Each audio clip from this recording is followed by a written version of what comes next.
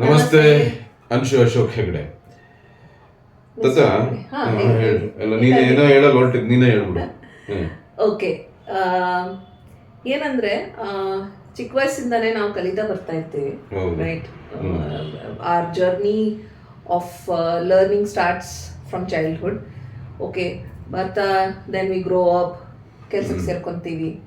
So ಆ ಒಂದು you know when we start living a life, ನಮ್ಮ ದುಡಿಮೆ ದಾರಿಗೆ ಹೊಟ್ಟೋಗ್ತೀವಿ, ಅಥವಾ you know we indulge our self in only whatever we want. ಆ ಒಂದು ಇದರಲ್ಲಿ we forget to upskill our self. ಅಂದರೆ ನಾವು ಯಾವುದ್ರಲ್ಲಿ ಚೆನ್ನಾಗಿರ್ತೀವಿ, ನಾವು ಅದನ್ನು ಓಕೆ ನಮ್ಗೆ ಹೆಂಗಿದ್ರು ನಾವು ಇಷ್ಟು ಕಲ್ತಿದ್ದೀವಲ್ವ ಸಾಕು ಅಂತ ಹೇಳ್ಬಿಟ್ಟು we stop it. But according to me, upskilling yourself in whatever you're good at, or if you want to learn something new, ಅಥವಾ ನಿಮ್ಮ ರಿಲೇಟೆಡ್ ಇಂಡಸ್ಟ್ರಿಯಲ್ಲಿ ಏನು ಹೊಸದು ಬಂದಿದೆ ಅದನ್ನ ಕಲಿಯೋದು ಆಸಕ್ತಿ ನಾವು ಯಾವತ್ತೂ ಬಿಡಬಾರ್ದು. ಅಂದ್ರೆ ಏನು ಗೊತ್ತಾಗ್ತದ, ಈಗ ನೀನು ಹೇಳ್ತಾ ಇರೋದು ನನಗೆ ಒಂದು ಖುಷಿ. ಇವತ್ತಿನ ಜೀವನದಲ್ಲಿ ಈಗ ನಾನು ಒಂದೇ ಇದು ಏನೋ ಒಂದು ಇದು ಮಾಡ್ಕೊಂಬಂದೆ ಒಂದೇ ಕೆಲಸ ಆಯ್ತು ಅಂತಲ್ಲ.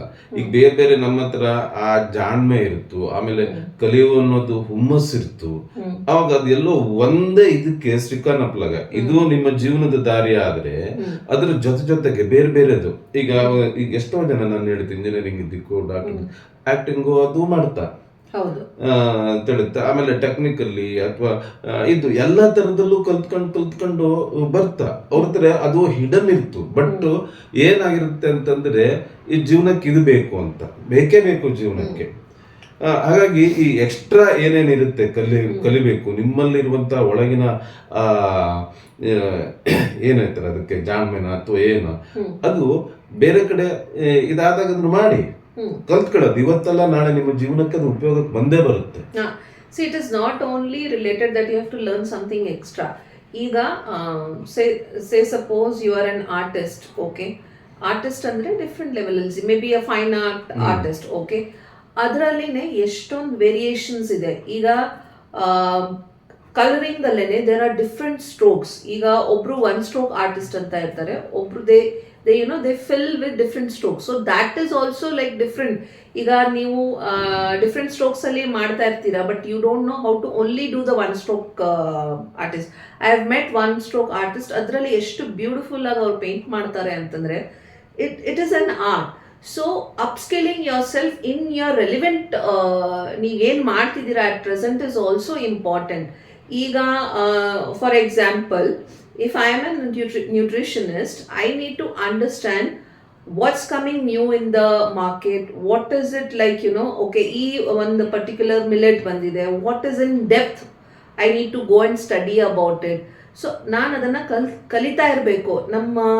ನಾವು whatever we learn, it should not stop.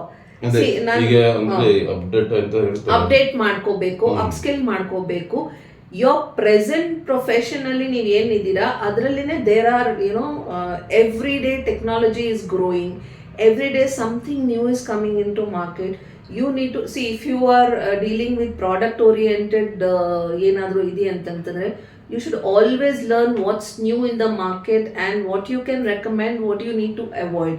You need to understand the depth of each and everything, even in at your present what you are doing. Another thing adding on is a different task altogether, but according to me, learning should never stop. You should keep upskilling yourself because it will help you to grow professionally, personally, both. ಒಂದು ಇದರಲ್ಲಿ ಮಧ್ಯೆ ಒಂದು ಮಾತಾಡ್ತೀನಿ. ಈ ಕಲಿಕೆ ಅನ್ನೋದು ನಾನೆಲ್ಲ ಕಲ್ತಿದ್ದೀನಿ ಅಂತ ಅಂದ್ಕೊಂಡ್ಬಿಟ್ರೆ ಅಲ್ಲಿಗೆ ಅದು ಜೀವನ ಮುಗದಂಗೆ. ಅದು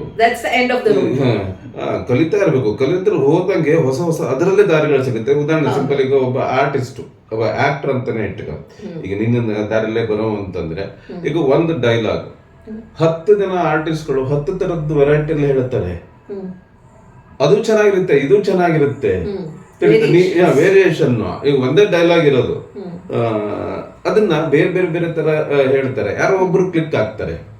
ಸೊ ಹಾಗೆ ಯಾಕೆ ನಾವು ಕೂಡ ಇದು ಅವತ್ತು ನಾನು ಹಿಂಗಂದೆ, ಇದು ಆ ತರ ಅಲ್ಲ, ಅದ್ರಲ್ಲೇ ಏನೇನ್ ತರದಲ್ಲಿ ನಾವು ಹೊಸ ಹೊಸ ತರದಲ್ಲಿ ಅದನ್ನ ಹೇಳ್ಬಹುದು, ಮಾಡಬಹುದು.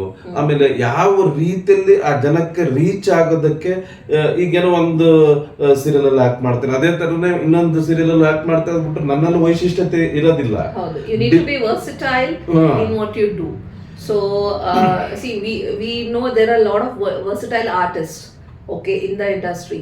So that's actually a very plus point if you can, do that variations, do that changes, do that upskill in your life.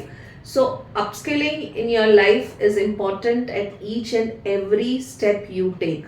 So think about it. If you have not upskilled yourself in the recent time, think about and do it. Namaste.